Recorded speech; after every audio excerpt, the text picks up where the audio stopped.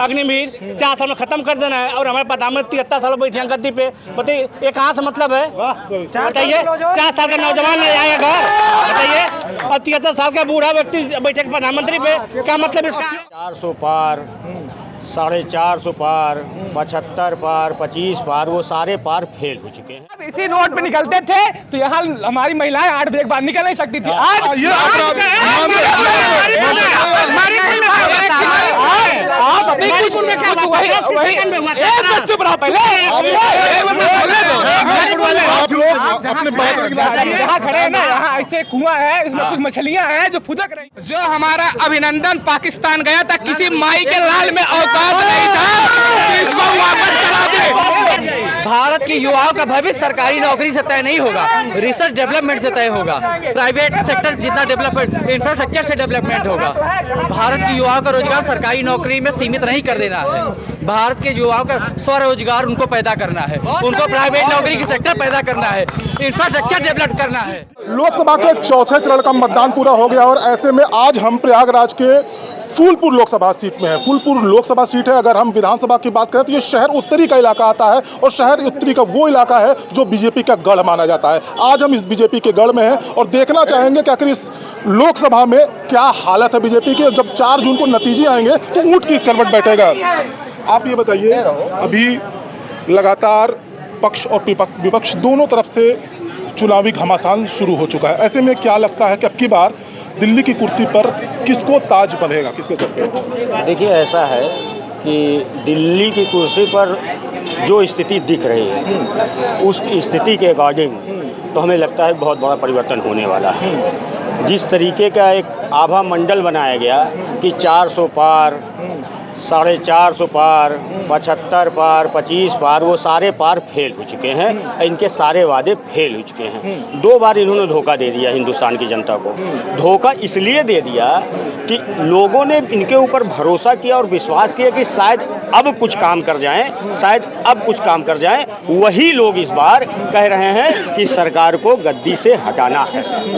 तो दूसरा विकल्प नरेंद्र मोदी के अलावा किसको देखते हैं? देखिए, विकल्प के रूप में बहुत सारे लोग हैं। एक नाम बताइए। कोई एक नाम नहीं हो सकता। हिंदुस्तान की इतनी बड़ी आबादी में और इतने बड़े राजनीतिक लोग, वहाँ पर कोई एक विकल्प नहीं हो सकता। ये हिंदुस्तान की तौहीनी होगी। हम अगर आप ये बात कहते कि हिंदुस्तान के अंदर एक वीर आप चुन करके ले आइए तो हिंदुस्तान की तौहीनी होगी। हिंदुस्तान हमारा वीरों से भरा। बहुत बढ़िया।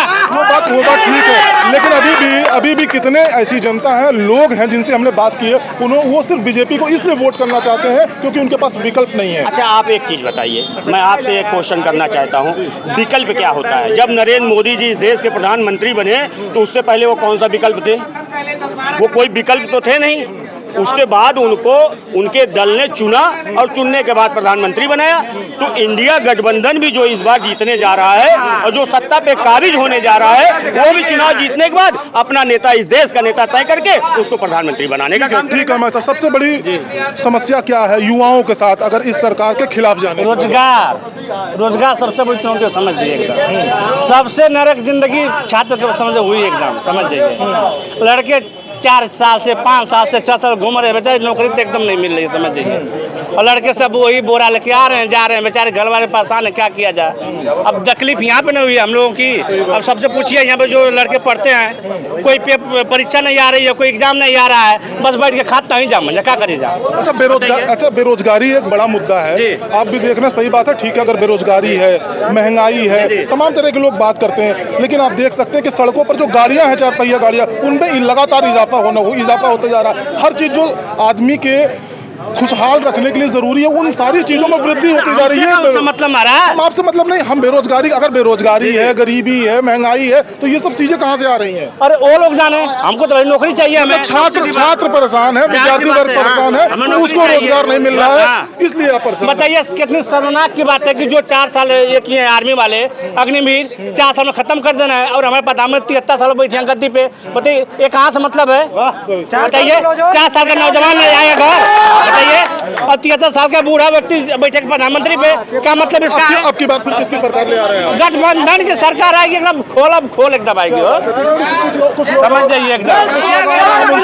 अब ये बताइए, अब की बार आपके हिसाब से किसकी सरकार, दिल्ली की कुर्सी पे किसको बैठते देखना चाहते हैं? बता दे वो तो गठबंधन जिसको बैठाएगा उसको बैठाएगा, गठबंधन तो आप भी गठबंधन, हम सुन रहे हैं, सबकी बात सुन रहे हैं। आइए आइए आइए, आप भी आ गए, आइए आइए आइए, सुन लेते हैं, आइए। नहीं, ये भैया बोले हैं, सुनिए, ये भैया बोले हैं कि इतने अगर अच्छे हैं तो गठबंधन कहाँ के किए हैं।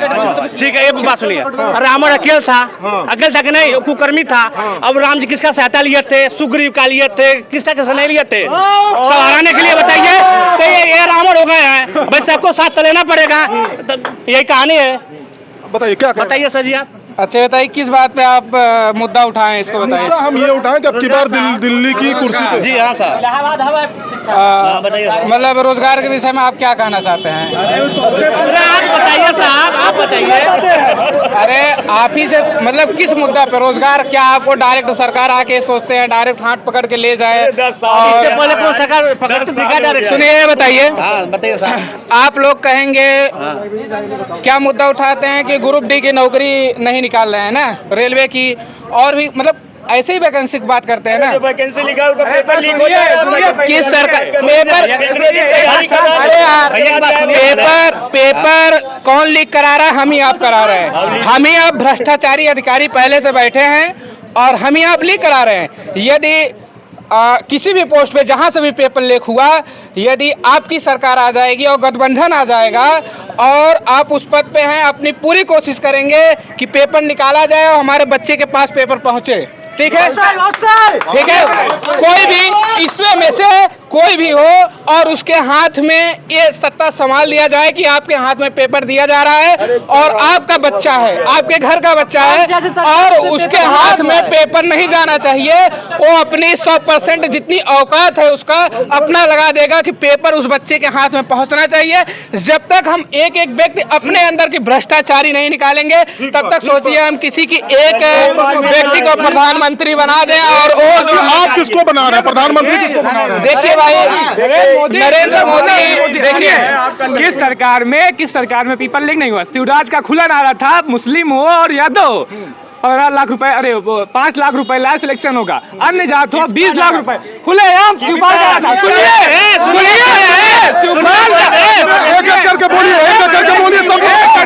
मेरी बात सुनिए, खुलेआम धारने की जल्दी थी और अभी क्या है, यही चल नहीं पा रही है, पैसा नहीं। साई में क्या हुआ था भैया? साई में क्या होता है? साई में क्या हुआ था? साई में क्या हुआ? देखिए साई में क्या हुआ। आप लोग झगड़िए मत, बात सुनिए। पेपर रद्द हुआ है। आप कमियां पाई गई है। हम कह रहे हैं आश्वासन कर दीजिए।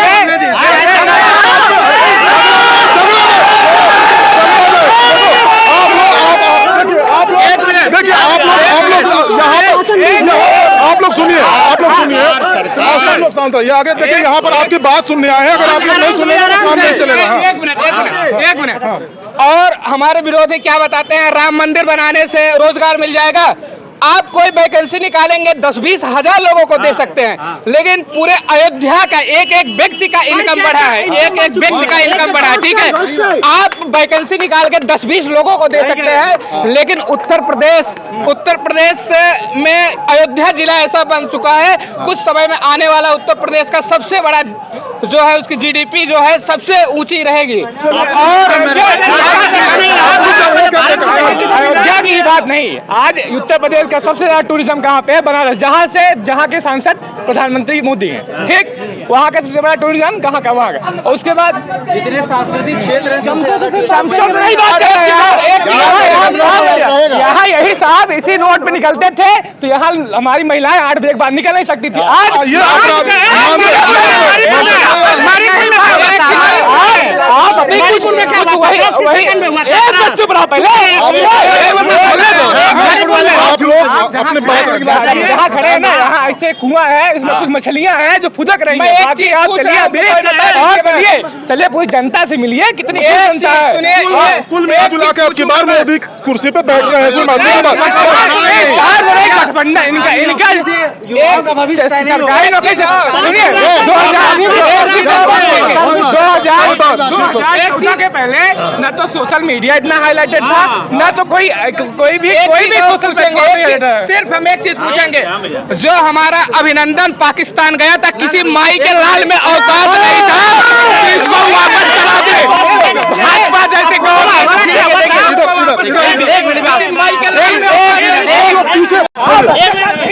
भारत में कितनी सरकारी नौकरियां उपलब्ध हैं? भारत में कितनी सरकारी नौकरी उपलब्ध है और कितनी सरकारी नौकरियां उपलब्ध है? अगर आज गवर्नमेंट देना चाहे कितनी सरकारी, उससे ज्यादा यहाँ पे बेरोजगार है। भारत के युवाओं का भविष्य सरकारी नौकरी से तय नहीं होगा, रिसर्च डेवलपमेंट से तय होगा। प्राइवेट सेक्टर जितना डेवलपमेंट, इंफ्रास्ट्रक्चर से डेवलपमेंट होगा। भारत के युवाओं का रोजगार सरकारी नौकरी में सीमित नहीं कर देना है।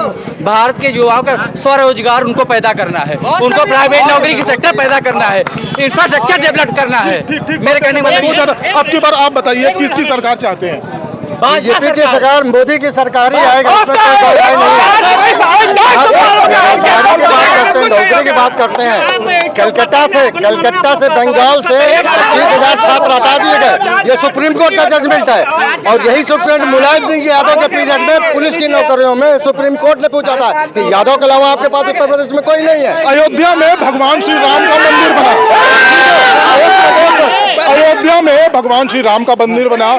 समाजवादी पार्टी या अन्य विपक्षी दल जो भी हैं, वो ये साफ साफ कहते हैं कि ये सुप्रीम कोर्ट के हस्तक्षेप के बाद, उस ऑर्डर के बाद यहाँ पर राम मंदिर का निर्माण हुआ, जो सच भी है। लेकिन ये बात भी शाश्वत सत्य है कि जिसकी सरकार रहती है, जिसका रिजीम रहता है, उसका सेहरा उसके सर पर बनता है।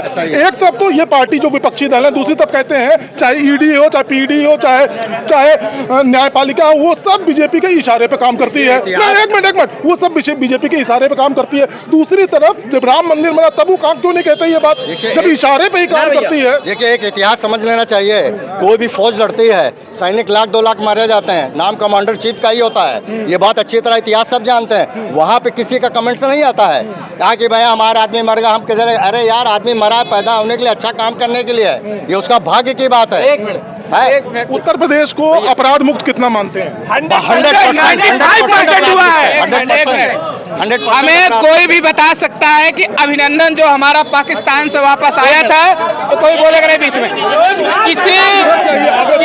किसी सरकार के माई के लाल में औकात नहीं था कि उसे सुरक्षित लौटा दे। पाकिस्तान अपने औकात में आ गया था कि अभिनंदन को कुछ हो जाएगा तो नस्त नाबूद हो जाएगा पाकिस्तान, नस्त नाबूद हो जाएगा। वर्तमान जो सरकार चल रही है, जितना इन्होंने नीतियां चलाई हैं, अगर अपनी नीति में थोड़ा सा और परिवर्तन कर लें, युवाओं के लिए अभी इन्होंने कुछ भी नहीं किया है। 1.5 करोड़ से 2 करोड़ नौकरी देने का वादा किए, लेकिन सांख्यिकी विभाग कहती है कि उसमें से 1 करोड़ नौकरी गायब हो गई, 1.5 करोड़। मुद्रा योजना भारत युवाओं के लिए, स्किल डेवलपमेंट युवाओं के लिए, और कौशल विकास योजना। सुनिए, मैं एक बार बात कर रहा हूँ। भारत के युवाओं का भविष्य सरकारी नौकरी पे सीमित नहीं किया जा सकता। आज अमेरिका में मार्क जुकरबर्ग क्यों पैदा होता है, इंडिया में क्यों नहीं पैदा होता? ऑटो डेवलपमेंट वहाँ क्यों पैदा होता है? हम एक मिनट भैया, प्लीज मेरे कहने की बात सुनिए। भारतीय समाज, भारतीय सभ्यता पुराने लोकतंत्र से स्थापित है। हमारे अस्तित्व में भैया एक मिनट प्लीज बोले। हमारे भारतीय समाज में, हमारी पुरानी सभ्यता में लोकतंत्र हमारे मूलभूत अवस्थाओं में रहा है, हमारी आत्मा में रहा है, समझे? लोकतंत्र हमारे जीवंत में रहा। आज भी लोकतंत्र स्थापित है। जैसे लोग धांधली लगाते हैं चुनाव आयोग के ऊपर,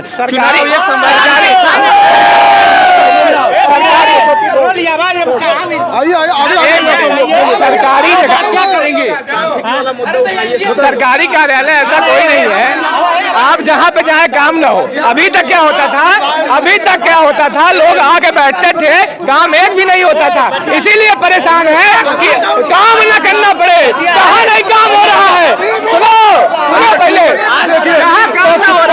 प्राइमरी स्कूल में अध्यापकों को आज 7 बजे जाना पड़ता है, 4 बजे आना, आज स्वेटर नहीं बुनना पड़ता, आना पड़ता है। संख्या बतानी। देखिए प्रयागराज पक्ष और विपक्ष अपनी बातें रखते रहेंगे, लेकिन अब जिस तरीके से शहर उत्तरी के लोग हैं और फूलपुर लोकसभा के लोग हैं, निश्चित तौर पर यह कहना मुश्किल है लड़ाई है, सीधे लड़ाई देखने को मिल रही है भारतीय जनता पार्टी और गठबंधन की।